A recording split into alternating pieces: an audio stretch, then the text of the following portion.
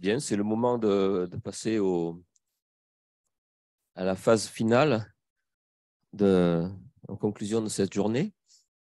Mais avant ça, si quelqu'un veut intervenir immédiatement, c'est possible. Sinon, je voudrais, je laisserai peut-être Anka et Mandana intervenir tout à la fin.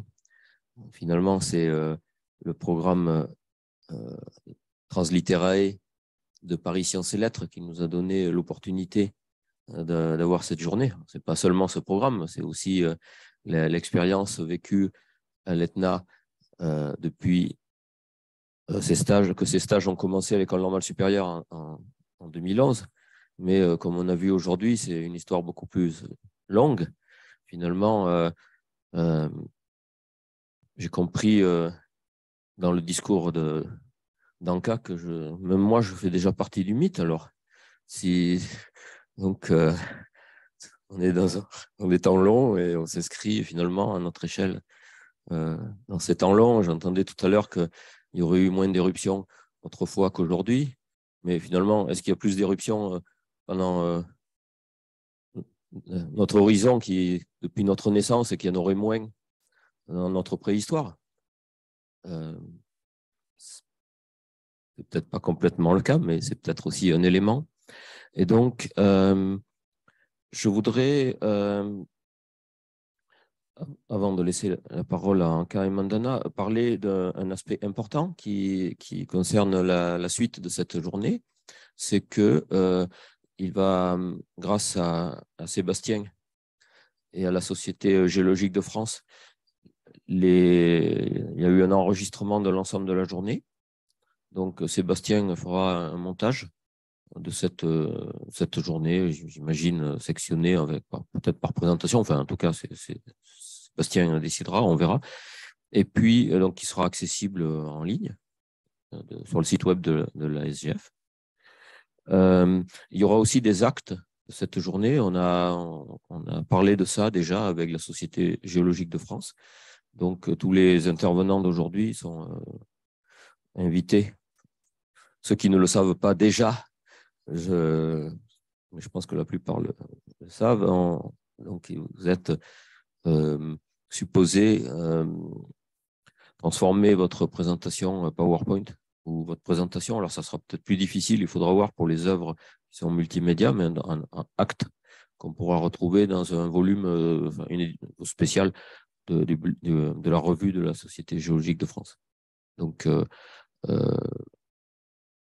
peut-être une trentaine de pages ou une quarantaine de pages qui nous permettront d'avoir une trace de cette journée avec les éléments essentiels. Et puis, vos présentations aujourd'hui, donc si vous en êtes d'accord, en tout cas, ou même moyennant des modifications, parce qu'il y aurait des éléments que vous ne voudriez pas voir apparaître, c'est des choses qu'on peut aussi, on souhaite mettre à la disposition de la communauté scientifique, soit à travers la Société géologique de France, soit peut-être plutôt à travers le portail de Transliterae, le matériel du corpus scientifique de la journée. Donc, je voulais parler de ça, l'existence après cette journée de tout un ensemble de documentation que nous voudrions voir exister. Jean-Paul, on t'avait envisagé dès le début pour nous aider tout particulièrement à l'assemblage de ces actes de la journée. Je sais que tu étais d'accord, donc voilà.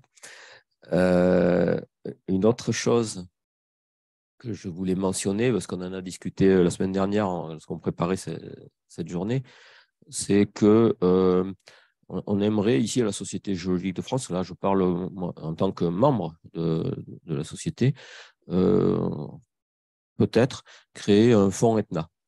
Donc c'est un fonds de documents relatifs à l'ETNA, après cette journée, qui permettrait d'avoir donc de rassembler des documents que des institutions ou des personnes privées voudraient donner à la Société géologique de France, qui pourrait ainsi constituer un fonds consacré à l'Etna et puis être en lien ensuite avec les autres lieux qui conservent des archives et des documents relatifs dans le cas particulier, à des lieux. Donc, c'est Solène Le Gardien, qui est là-bas, tout au fond de la salle, qui s'occupera de ça. Je ne sais pas si tu veux en dire 2 mots de plus ou si c'est suffisant.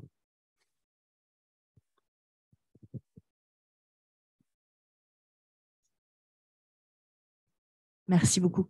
La SGF a une mission de conservation et de mise à disposition effectivement du patrimoine. Donc, si vous avez des cartes, des livrets guides d'excursion parce que vous êtes allé sur le terrain, que vous ne savez pas trop quoi en faire et que vous souhaiteriez effectivement, au lieu de les jeter, que ça profite à la communauté, vous n'hésitez pas à nous contacter. Vous avez un formulaire de contact sur le site internet. On est prêt effectivement à récupérer ces ouvrages.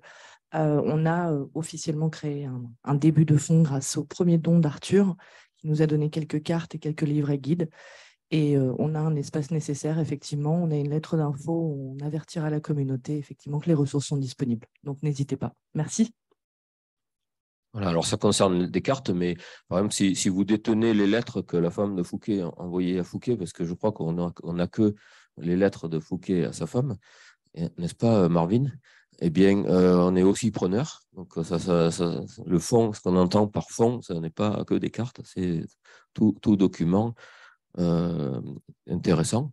Peut-être même des roches. Si quelqu'un détient des morceaux de marbre, je sais que le Dolomieu avait en particulier dans ses récits dit que lorsqu'il est arrivé à Torre del Filosofo, il a trouvé là donc ce petit mur, mais il y avait des marbres. Donc c'est évident que Dolomieu il n'allait pas repartir sans des échantillons de ce marbre dans ses poches. Donc si vous détenez de ce marbre de Dolomieu, s'il vous plaît, dites-le, confiez-le à la Société géologique de France ou à l'École normale supérieure, ou disons, qu'on puisse le faire savoir et peut-être l'analyser. Alors, ils sont peut-être à l'École des mines, et effectivement. Peut-être que Léonce et Élie de Beaumont nous a dissimulé, qu'on n'a pas encore retrouvé tout ça dans ces documents. Voilà, moi j'ai terminé. Mandana, je te laisse la parole. Merci. Écoutez, je voulais surtout vous remercier d'être venu, d'avoir participé, contribué à cette journée que j'ai trouvée passionnante, qui m'a beaucoup appris, notamment dans ce que c'est que observer, ce que c'est que de faire une expérience de terrain, ressentir les lieux, les mesurer. Donc, je pense que pour toutes ces paroles qui chacune aussi avait leur qualité propre, et cet ensemble-là, je vous remercie encore.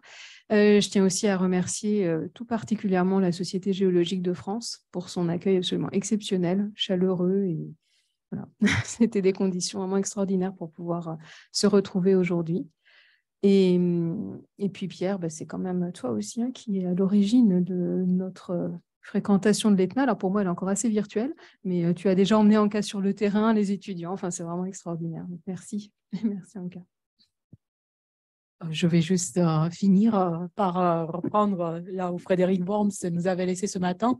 Empédocle aurait tout compris, donc les philosophes ioniens auraient déjà tracé toutes les voies de la philosophie jusqu'à aujourd'hui. Est-ce qu'on a tout compris à l'Etna? Je pense que de ce dialogue de toutes les disciplines qui vont donc de la géologie à travers l'archéologie, la sociologie, la littérature, les arts, la création artistique, on a vu qu'il y a tellement de choses à faire. Donc, nous avons beaucoup d'espoir en nos étudiants qui sont ici et qui vont venir sur le terrain. Nous avons beaucoup de choses à apprendre ensemble parce que justement, la question des datations, on a parlé de la datation des coulées, de leur identification littéraire. Donc, on a de quoi faire dans l'interdisciplinarité. Et cette journée donc, a montré toutes ces pistes qui existent. Donc, je pense encore une fois à nos étudiants.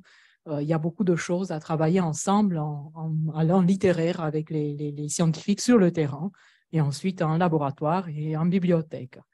Merci beaucoup à tous. Je vais finir sur une note d'Alexandre Dumas pour vous dire que tous les orateurs, animateurs sont invités au repas du soir. Donc, à partir de 7 heures, on se voit au restaurant Diavoletti. Et si d'autres personnes veulent se joindre par la suite, c'est aussi... Et merci beaucoup aux gens en ligne, donc voilà, qui ne peuvent pas nous joindre pour le repas. Nous sommes vraiment à votre disposition si vous avez des, si vous avez des questions, si, voilà, des suggestions. N'hésitez pas à nous envoyer des mails. On n'a pas toujours suivi. On est vraiment désolé qu'on n'ait pas lu vos réactions, mais vous pouvez bien sûr nous les envoyer. Et voilà. Donc, la discussion est ouverte et merci beaucoup à tous pour votre participation.